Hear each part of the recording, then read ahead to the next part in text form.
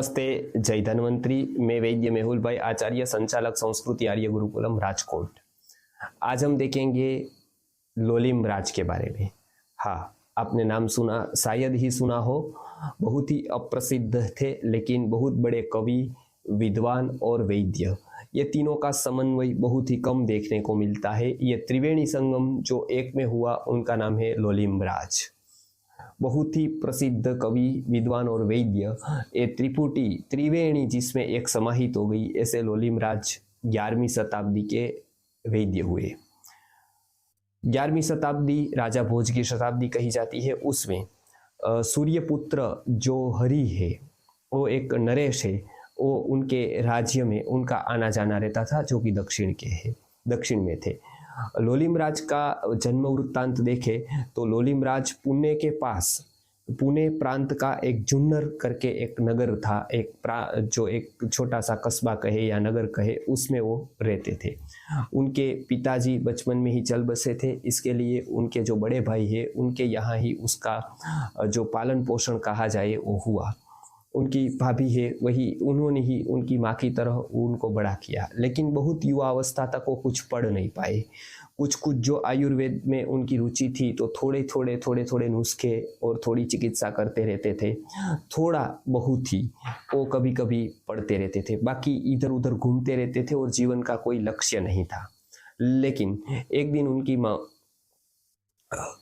भाभी ने ही, वो इधर उधर घूमते थे, तो एक दिन उनको बताया, जब उनके बड़े भैया जब बाहर कमाने के लिए गए थे, कुछ कार्य विशेष के लिए गए थे, तभी वो घर पे थे और उनको भूख लगी और वो खाने के लिए गए। लेकिन उन्होंने जो चोट दी कि तू कुछ कमा नहीं रहा है, कुछ कर नहीं रहा है, और वो उनके बाद हृदय पर ठेस लग गई, चोट लग गई। और उसके बाद उन्होंने निर्णय किया, ये संसार में मुझे और कुछ नहीं करना है, केवल और केवल सत्य की प्राप्ति करनी है। ऐसा सोचकर वो एक नासिक की ओर चले गए और वहाँ पर ऐसा कहा जाता है कि सप्तशृंग जो आश्रम है, उस पर महिषासुर मर्दिनी की साधना करने लगे, एक पर्वत पर।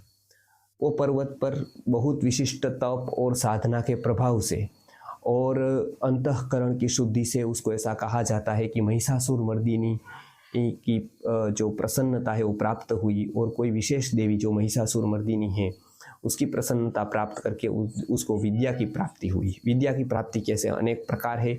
साधना से भी बहुत सारी विद्या की प्राप्ति होती है, उनको भी इस प्रकार की साधना से प्राप्ति हुई।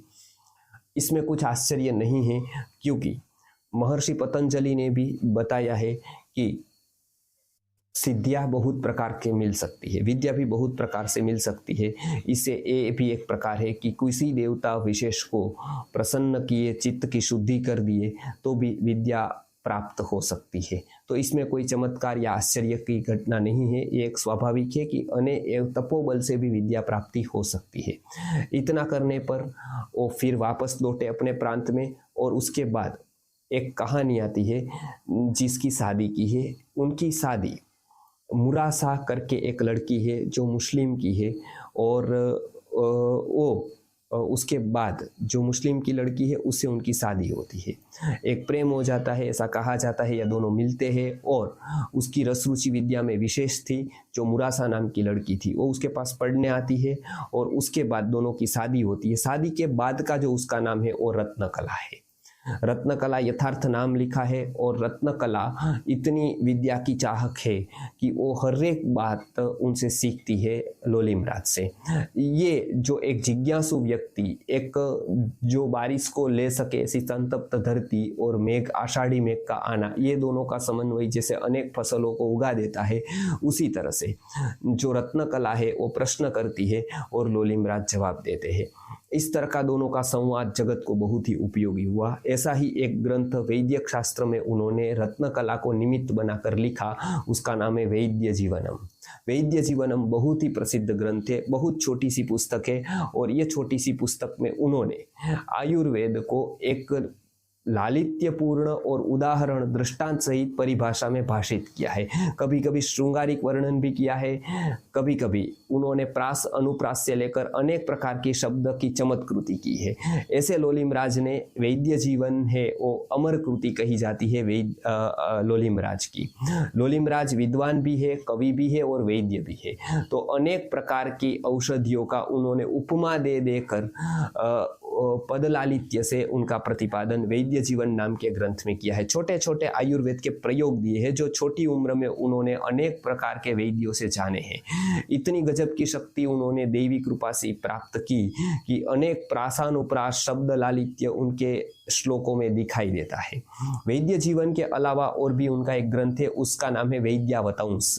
वैद्यावतंस भी बहुत ही अप्रसिद्ध लेकिन बहुत महत्वपूर्ण ग्रंथ रहा है। उसमें भी उन्होंने बहुत सारे आयुर्वेदिक प्रयोगों का वर्णन और जिक्र किया है। उसके बाद उन्होंने काव्यों में भी एक हरिविलास नाम का काव्य लिखा है जो भगवान कृष्ण के ऊपर आधारित है।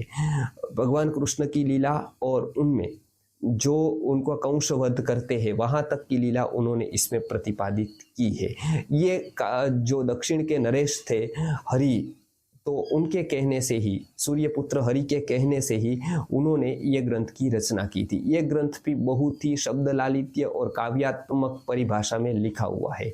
तो इस तरह से जो ये लोलिमराज है, जो दिवाकर जोशी के पुत्र कहे जाते थे, दिवाकर सुनु ऐसा कहा जाता था, जो उनके पिताजी दिवंगत हो गए उनका नाम, उन्होंने एक आयुर्वेद को एक स्थान प्रदान किया, आयुर्वेद का प्रचार प्रसार किया और अनेक विद्यार्थियों को अपने इस ग्रंथ के माध्यम से उन्होंने शिक्षा दीक्षा दी।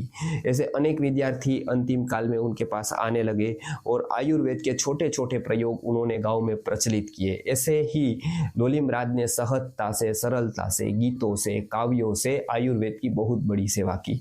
उनके छोटे छोटे प्रयोग अनेक रोगों में लाभदायी हुए हैं।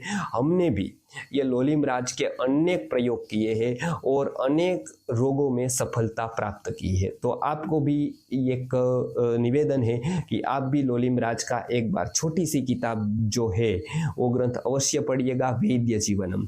वैद्य का जीवन जो औषध पर आधारित है और जो छोटे छोटे प्रयोग के द्वारा अपने जीवन को सार्थकता प्रदान करता है, ऐसे छोटे छोटे प्रयोग को आपको यदि सरल भाषा में, रस शैली में जानना है तो वैद्य जीवनम एक उत्तम ग्रंथ है और उनके कर्ता लोलिमराज सदैव अमर है। नमस्कार, जय धन्वंतरी।